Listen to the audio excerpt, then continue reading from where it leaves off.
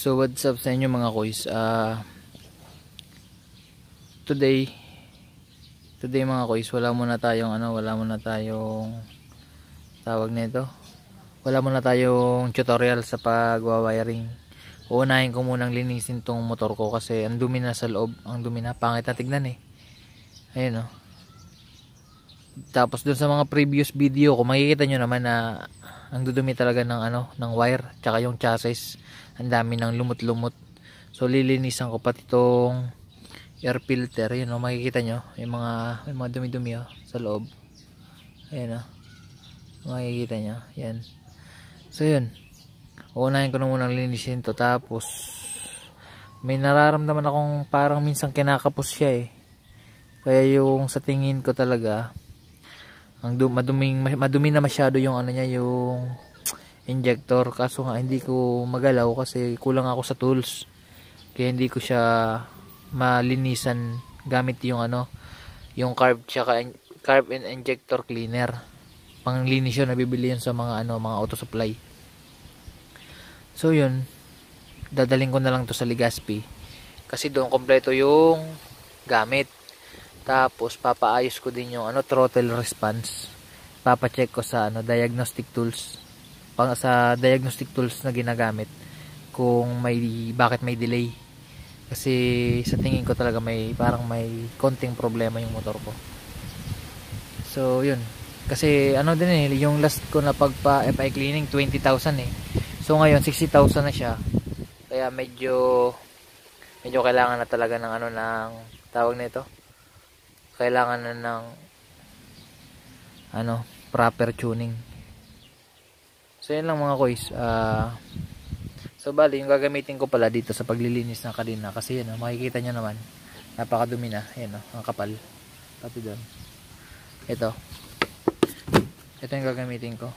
So cranberry juice, mura lang to sa Save More, mura lang yan. Yung iba nito ininom na, mabisa to. Okay, so bali crudo yung ginagamit ko sa paglilinis ng motor, pati dyan sa mga sulok-sulok yan, mga lumot-lumot, crudo. Mas madali kasing pangtanggal, pero kung may degreaser kayo, mas maganda yon. Kaso ako ito lang yung afford ko kasi crudo lang tayo.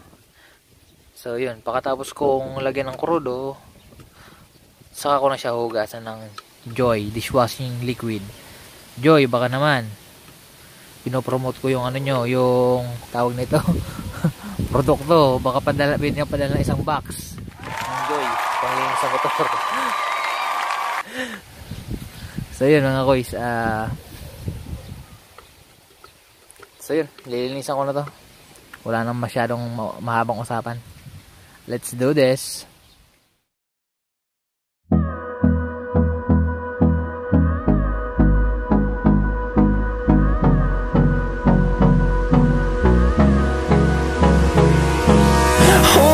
Close till I get up. Time is barely on our side. I don't wanna waste what's left. The storms we chase are leading us, and love is all we'll ever trust. Yeah, no, I don't wanna waste what's left. And on we'll go, through the wastelands, through the highways, till my shadow turns to sun rays. And on we'll go,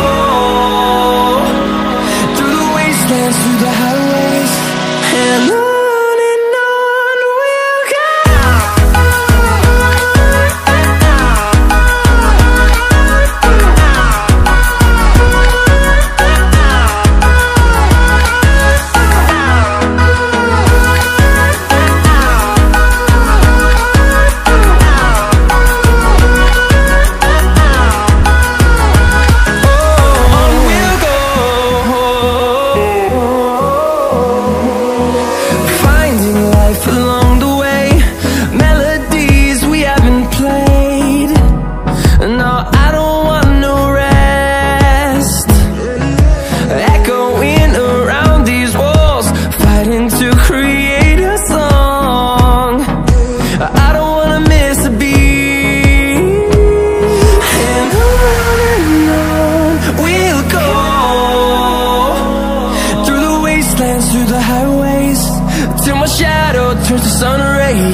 and on we'll go,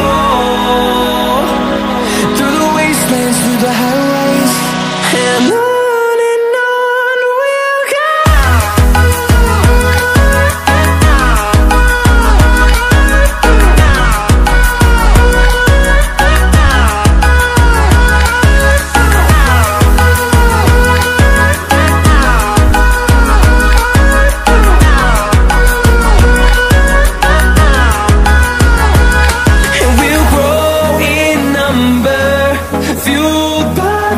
See the horizon, turn us to thousands, and we'll grow in number, fueled by them to see the horizon, turn us to thousands, and on we'll go, through the wastelands, through the highways, till my shadow turns to sun rays, and on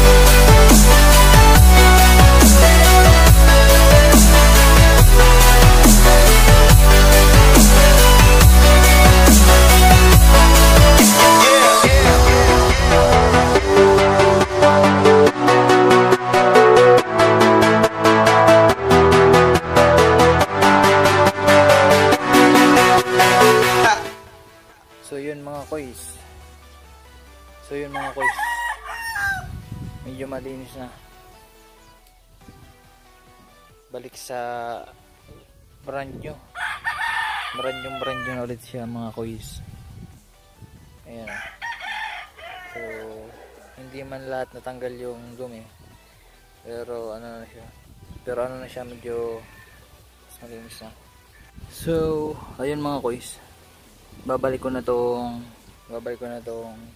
air filter, air cleaner, parang ganun, parang air cleaner, air filter, parehas lang yan. So, babalik ko na ito mga koys.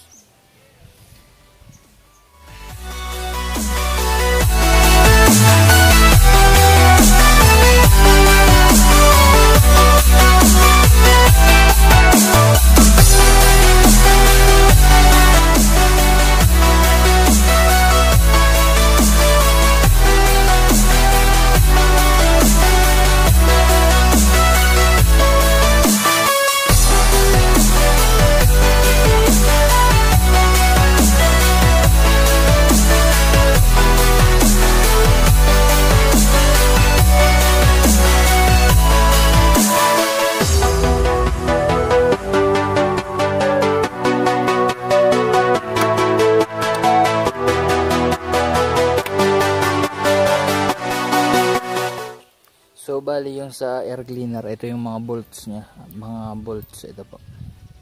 So pag tinanggal nyo to, iilalim yung sa ilalim, kasi ito lang yung nag-hold sa kanya, ito yung nag-hold. So pasok nyo lang to, aangat na lang yan habang hinihigpitan nyo.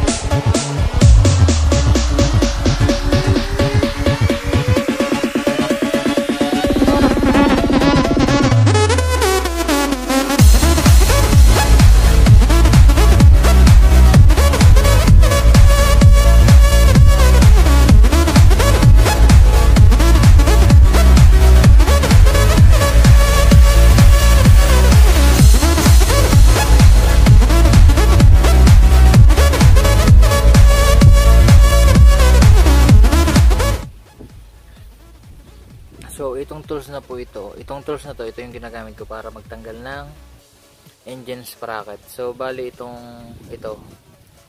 yung sa ano to, yung kinakabit sa dulo ng drill para makapagkabit ka ng yung tornilyo na may patulis. Ito yung kinakabit sa dulo ng drill, ng pang drill, yung barena. Nabibili ito sa mga ano, sa mga hardware. Ano to, kasya to dun sa engine sprocket niyo. Tapos number 6 na back wrench. Yan po. So yun, mas mapwersa po siya. Mas madali siyang pangbukas ng ano, engine sprocket. So pag gusto niyo nito, bili lang kayo sa ano, sa ito lang yung bibili niyo. Tapos ito, bili lang kayo sa mga hardware o kaya sa mga bilihan ng mga tools. Yun lang. So ayun mga koys, tapos na natin linisan yung motor. Ito madumi kasi pagka-washing ko kasi pinadaan ko siya dito. Diyan. Doon ako nag-washing. Siyempre basa kasi yung goma. Kaya ganito yung nangyari. Nagkaroon agad ng tawag nito, ng lupa. So yun. Ayun, bagong ligo na naman si Sky.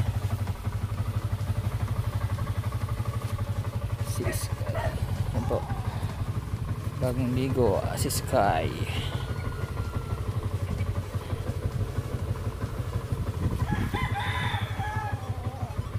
So yun lang, hanggang dito na lang guys yung ating video. Sa susunod, ano naman yung ikakabit natin? Blue water. So until next time guys, God bless and ride safe and peace.